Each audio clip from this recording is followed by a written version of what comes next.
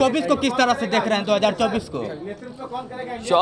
2024 को किस तरह से देख रहे हैं आप? 24 ऐतिहासिक परिणाम आएगा और बदलाव होगा। इसीलिए मैंने कहा कि किसान की आय दोगुनी नहीं हुई, आपकी महंगाई बढ़ गई, चरम सीमा पर है, और घर घर बैठा बेरोजगार,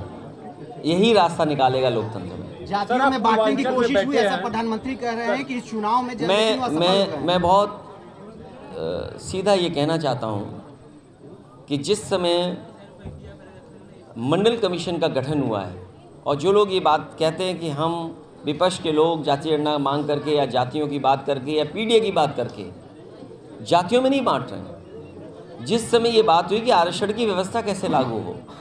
तो जो लोग गरीबी नहीं समझ पा रहे हैं, बहुत सीधी सी बात है, जो लोग गरीबी नहीं समझ रहे हैं उन्हें मंडल कमीशन की प्रस्तावना पढ़नी चाहिए, और जिस समय वो प्रस्तावना पढ़ लेंगे उसके बाद जाति में बांटने की बात नहीं कहेंगे, क्योंकि उस प्रस्तावना में मंडल कमीशन ने तमाम पहलुओं को देख करके ये माना कि जाति के आधार पर लोग गरीब हैं, इसलिए जाति के आधार पर आरक्षण होना चाहिए। इसलिए जो बात हम लोग कह रहे हैं, अगर बाबा साहब भीमराव अम्बेडकर जी ने संविधान से जाति की वजह से आरक्षण दिया है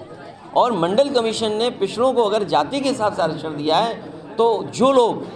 ये बात कह रहे हैं कि हम जातियों में बांट रहे हैं, और हम पत्रकार साथियों से भी कहेंगे कि आप भी मंडल कमीशन की प्रस्तावना पढ़िए, उन्होंने जात के आधार पर गरीब माना है। इसलिए जो लोग ये कह रहे हैं उन्होंने संविधान और मंडल कमीशन की बातें नहीं पढ़ी हैं, वो पिछड़े विरोधी हैं, दलित विरोधी हैं, और